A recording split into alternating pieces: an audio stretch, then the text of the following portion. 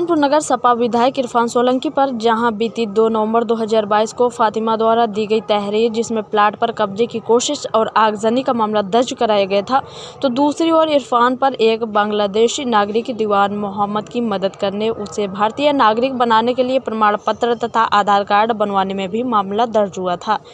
इसके साथ ही कई मामलों में इरफान के खिलाफ 7 अन्य मुकदमे दर्ज किए गए। उसके बाद कई अन्य मामलों में भी उनके खिलाफ मुकदमा दर्ज किया जा चुका है। दूसरी ओर प्लाट कब्जा करने और आगजनी करने पर जाजमऊ निवासिनी नसीर फातिमा की तहरीर पर भी मुकदमा दर्ज हुआ था। पहले तो पुलिस से बचने के लिए विधायक इरफान फरार हो गए, फिर बाद में उन्होंने सरेंडर कर दिया। उन्हें महाराजगंज जेल से गुरुवार को आकर न्यायालय में पेश किया गया। देखिए रिपोर्ट। किन किन मामलों में पेशी हुई है, कहाँ पेशी हुई है और क्या निकल गया? इरफान सोलंकी की आज गैंगस्टर कोर्ट में रिमांड होनी थी, तो उसमें उनका रिमांड एक्सटेंशन हुआ है। बांग्लादेशी वाले मामले में इरफान सोलंकी का फर्स्ट रिमांड था, वो आज हो गया है, उसमें डेट 13 फरवरी हो गई है। इसके अलावा अन्य 3 मुकदमे जिसमें पुलिस रिमांड नहीं ले रही थी, अभी तक जानबूझकर रिमांड को टाल रही थी, उन मामलों में भी आज इरफान का सरेंडर करा के रिमांड करवा दिया गया। इसके अलावा महाराजगंज जेल से जो स्वास्थ्य संबंधी सुविधाएं इरफान सोलंकी को नहीं दी जा रही थी, उसकी शिकायत भी माननीय न्यायालय से करी गई थी। तो माननीय न्यायालय ने अगले 3 दिन के अंदर जेल अधीक्षक महाराजगंज से आज्ञा आहूत की है कि आप स्पष्टीकरण दीजिए कि आपने अब तक सही इलाज क्यों नहीं कराया, और अब तक जो भी इलाज कराया उसका भी स्पष्टीकरण दीजिए। बाकी अन्य में जिसमें रिमांड नहीं मिली थी, इसमें सरेंडर का कितने दिन की रिमांड मिली है?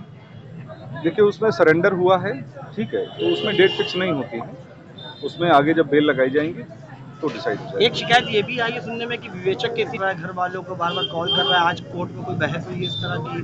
नहीं, देखिए, अब वो खाना क्या खा रहे थे, उसमें कोई विवाद हुआ? नहीं, ऐसा कुछ नहीं हुआ है, ऐसा कुछ नहीं। विवेचक के द्वारा परेशान नहीं करा जाएगा? देखिए, विवेचक अपना काम कर रहे हैं, ठीक है, और पुलिस कहीं ना कहीं फर्जी मुकदमे लगा के परेशान तो कर ही रही है, तो पुलिस का मतलब विवेचक ही होता है, कोई दूसरा तो नहीं होता है। तो विवेचक तो झूठे मुकदमे, झूठी घटनाएं, अब बांग्लादेशी वाले मामले में विवेचक के पास कोई जवाब नहीं था कि जिस निवास प्रमाण पत्र के आधार पर पूरा मुकदमा बनाया जा रहा है, वो निवास प्रमाण पत्र तो विधानसभा जारी ही नहीं करता उस तरीके का, और विवेचक के पास उसका कोई जवाब नहीं था।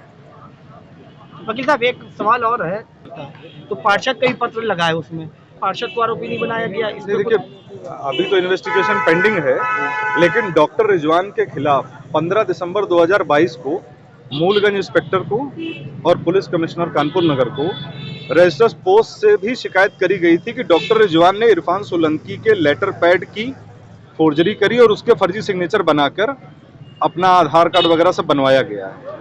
पर पुलिस ने इसको संज्ञान में नहीं लिया। पुलिस ने यह किया कि उन एप्लीकेशन को डॉक्टर रिजवान को दिखाया गया कि देखो, इरफान सोलंकी तुम्हारे खिलाफ मुकदमा लिखवाने के लिए कह रहे हैं। उसके 4 दिन बाद डॉक्टर रिजवान से बयान लिया जाता है, तब वो बयान देते हैं कि हाँ, इरफान सोलंकी ने मेरा बनवाया है ये सब, और उसके बयान पर इरफान सोलंकी को एक्यूज बनाएगा। अब ये तो सोचने वाली बात है कि एक तरफ एक भारतीय है, दूसरी तरफ एक बांग्लादेशी है। एक भारतीय जो विधायक भी है, वो बांग्लादेशी के खिलाफ FIR लिखने के लिए दे रहा है, पर पुलिस उसको नहीं लिख रही है। तो उसको आधार आप बांग्लादेशी की बात को सही मान रही है और भारतीय वाले की बात सही नहीं मान रही है।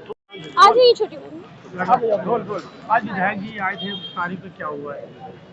कुछ नहीं, आज तारीख पे अब जो न्यायालय से हुआ है वो पता चलेगा, और उसके बाद आज सिर्फ घर वालों से मुलाकात हुई है और उम्मीद करते हैं कि अल्लाह ताला उनको इंसाफ दिलाएगा और बहुत जल्द हम लोगों के बीच होंगे। सुनने में उनको जेल में सुविधाएं नहीं दी जा रही है क्या? उनको मेडिकल इश्यूज कुछ हैं जिसके अभी तक टेस्ट नहीं हुए हैं, बार बार कहने के बावजूद उस टेस्ट के लिए कहा गया कि उनको टेस्ट कराया जाए और जो मेडिकल ट्रीटमेंट है उनको वो मिलना चाहिए।